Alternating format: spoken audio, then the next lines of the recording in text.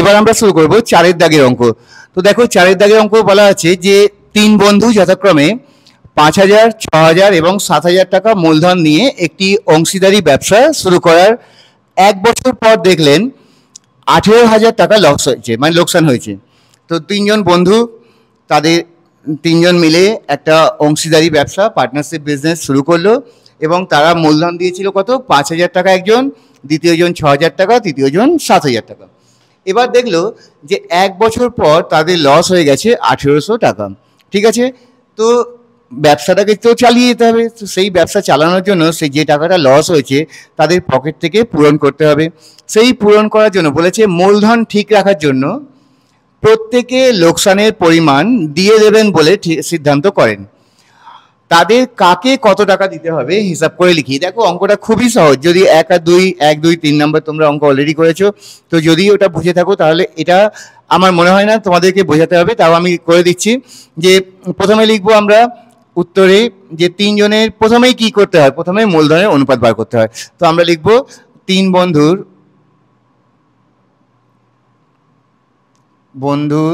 মূলধনের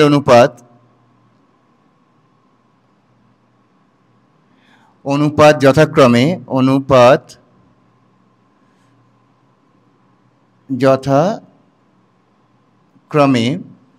কত টাকা? 6,000 ইস্টু অনুপাত যথাক্রমে লেখা দরকার নেই, অনুপাতটাই হচ্ছে 6,000 ইস্টু 7,000 ইস্টু 5,000 ইস্টু 6,000 ইস্টু 7,000। ঠিক আছে, এখানে কিন্তু কোনো টাকা লিখবো না কারণ অনুপাতের কোনো একক হয় না।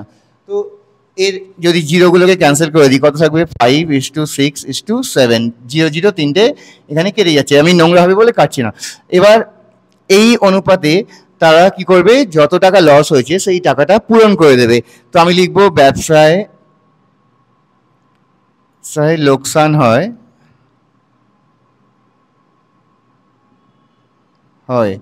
কত? 1800 টাকা।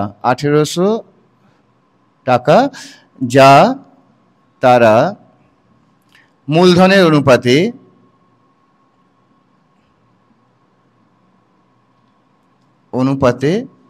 পূরণ করবেন।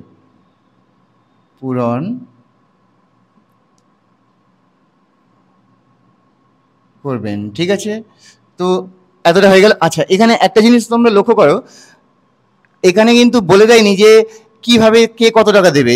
যখনই না কিছু বলে দেওয়া থাকবে না, মানে আমাদের ধরে নিতে হবে যে মূলধন ছিল সেই অনুপাতেই তাদেরকে টাকাটা পূরণ করতে হবে বা তারা লাভ পাবে। ঠিক আছে, এখানে বলা নেই যে তারা তাদের মূলধনের অনুপাতে সেই টাকাটা ফেরত দিয়ে দেবে বা টাকাটা লোকসান পূরণ করবে বা লাভ নেবে। এগুলো যদি না বলা থাকে আমরা ধরে নেব যে তারা যে অনুপাতে, অর্থাৎ এই যে অনুপাতে টাকাটা দিয়েছিল, মানে তাদের যে মূলধন নিয়োগ করেছিল সেই অনুপাতে লসটাকেও পূরণ করবে। তো আমি লিখবো অতএব প্রথম বন্ধু আচ্ছা কি তাদের কাকে কত টাকা দিতে হবে? প্রথম বন্ধুকে দিতে হবে কত টাকা? প্রথম বন্ধু 5, তারপরে 5 + 6 + 7 ইন্টু মোট টাকা 1800। এবার কিন্তু আমরা টাকা লিখবো কারণ এটা যেটা বার করছি সেটা 1800 একটা অংশ, তাহলে এটা টাকা। ঠিক আছে, তাহলে 5/6 5 11 আর 7 18, 18 ইন্টু 1800 এত টাকা। 18কে এটা দিয়ে কাটলে হচ্ছে 100, 18কে 1800 দিয়ে কাটলে 100 হচ্ছে, 100 গুণ 5 মানে হচ্ছে 500 টাকা। অতএব প্রথম বন্ধু পূরণ করবে 500 টাকা।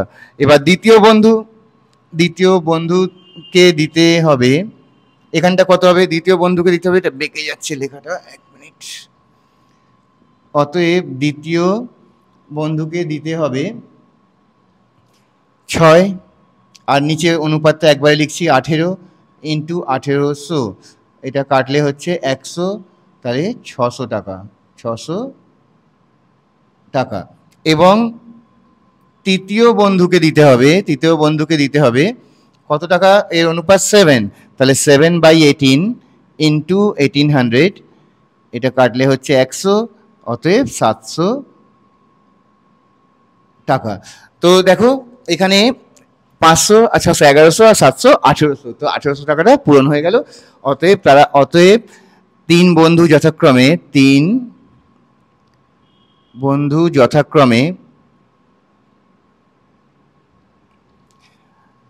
500, 600 এবং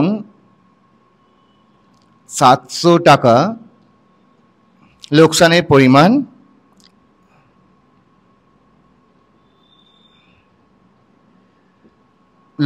পরিমাণ দিয়ে দেবে। নিজের ভাষায় তোমরা নিজের মতো করে লিখতে পারো, পূর্ণ করবে বা দিয়ে দেবে, যা খুশি, তাতে কোনো প্রবলেম নেই। স্টেটমেন্টটা লাস্টে লিখে দিতে হবে, উত্তরটা মোট কথা হচ্ছে লিখে দিতে হবে, যাতে বোঝা যায় কি একটা লাইন পড়েই তোমার উত্তর হচ্ছে এটা 500, 600 আর 700 টাকা তিনজনকে দিতে হবে, ঠিক আছে।